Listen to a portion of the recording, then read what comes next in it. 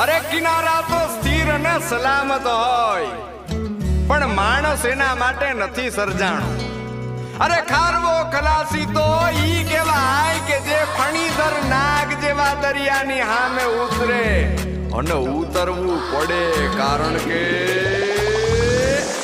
કિનારે તો ખાલી પડે નાની નાની પગલીને, નાના એવા સપનાની રેત વાળી ડગલીને. તોફાનો તરાપ મારે હાલે સાવ આપી જાય તોય જેની હિંમત અને આમ નહીં આપે એવો ખારવો ખલાસી, એવો હાડનો પ્રવાસી, એવો ખારવો ખલાસી, એવો હાડનો પ્રવાસી. ગોતી લો